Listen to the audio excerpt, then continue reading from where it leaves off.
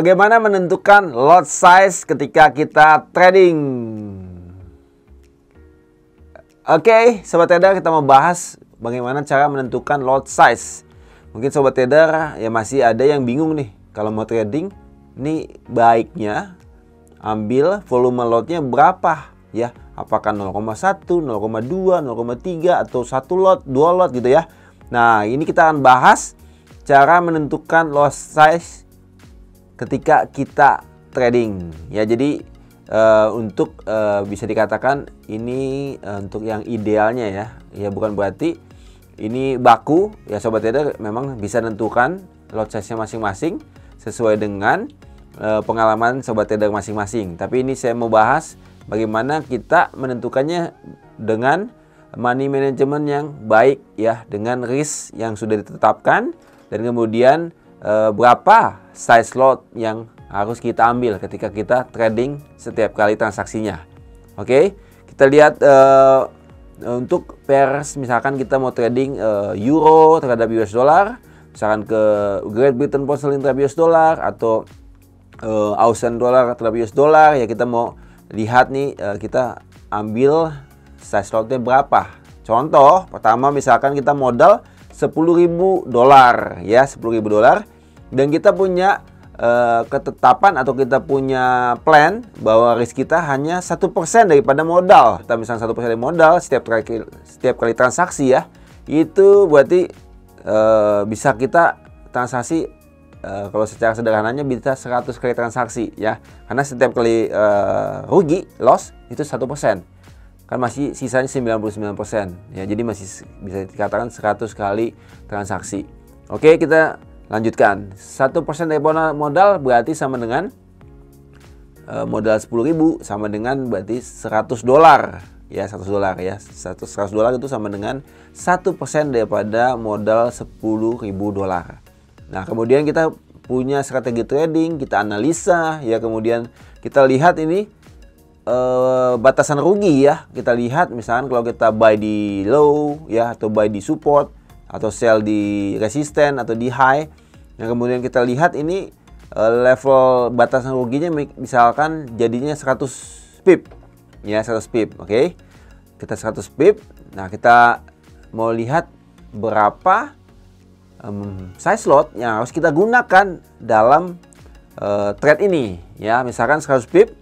Kalau 100 pip itu sama dengan, kalau di MetaTrader Java khususnya, itu berarti 1000 points ya. Jadi 1 pip sama dengan 10 points.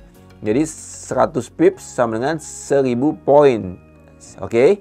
Nah, kalau modal tadi kita 10.000 dan kemudian risk kita 1%, yang berarti sama dengan $100, berarti kita tinggal hitung sederhana saja, itu $100 ya, 100 dibagi dengan 1000 sama dengan 0,1.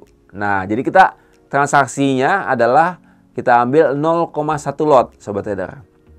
Oke, jadi modal 10.000 kita sudah tetapkan risk 1% ya, yang sama dengan $100, dan kita punya batasan rugi itu 100 pip yang sama dengan 1000 points ya, berarti 100 dibagi 1000 sama dengan 0,1 lot. Oke. Nah, misalkan dari trade yang lain Sobat Trader misalkan hanya kasih spare stop lossnya, batasan ruginya 50 pip.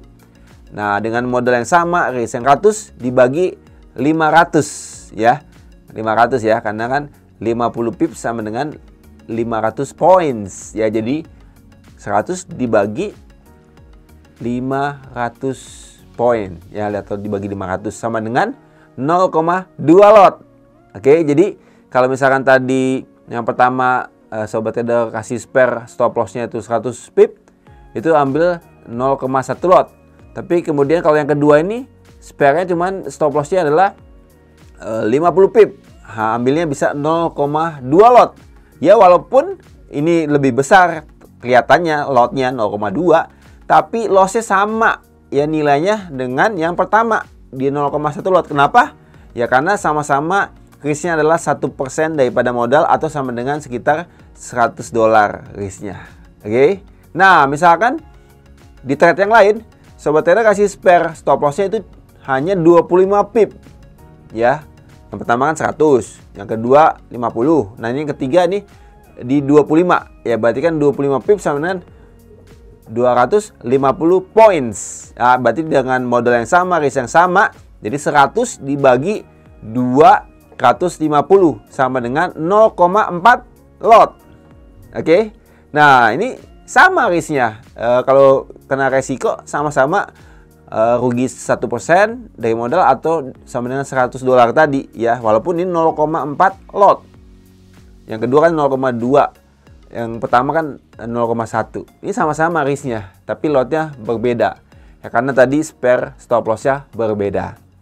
Oke, sekarang kita contohkan mungkin bagi sobat trader yang modalnya nggak 10.000, misalnya modalnya adalah $1.000. Ya, oke, $1.000. Kalau $1.000 kalau dengan stop loss yang sama hanya di 25 pip ya.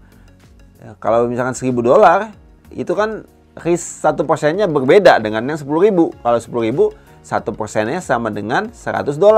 Tapi kalau $1.000 1%-nya adalah $10. Berbeda ya sobat trader. Berbeda itu $10. Jadi kalau misalkan kita coba dengan risk 1% dari modal 1.000 itu hanya $10. Nah, $10 ini kalau kita bagi misalkan stop loss kita hanya 25 pip, berarti 10 dibagi 250 itu sama dengan 0,04 lot. Nah, ini masalah. Kalau di dalam broker lokal kita tidak bisa trade 0,04 lot. Kalau di broker lokal minimal size lotnya adalah 0,1 lot. Oke, jadi kita nggak bisa trade demikian. Kalau misalkan risknya itu kita pasang, misalkan tadi kita risk yang sama dari modal 1.000 ya, kita tidak bisa risk di 1% daripada modal. Misalkan dengan stop lossnya 25 pip ya, itu kita risknya agak lebih tinggi sobat trader, karena minimal kita 0,1 lot. Berarti kita minimal itu risknya adalah 2,5% daripada modal. Karena $25 dibagi dengan $1.000 sama dengan 2,5%. Ya, memang masih dalam kategori low risk. Karena low risk itu 1-3% daripada modal. Masih kategori low risk. Tapi kalau misalkan ternyata di trade yang lain ada yang spare stop lossnya itu 50, nah itu sudah berbeda ya, karena nanti 25-nya ya, 25-nya ya itu berbeda. Yang tadi kan sekarang 50 ya, tadi 25 sekarang 50 dibagi dengan $1.000 itu sudah 5% ya daripada modal. Nah, itu sudah kategori risknya itu moderat ya. Jadi kan low, moderat. Jadi moderat itu antara 3 sampai dengan 10%.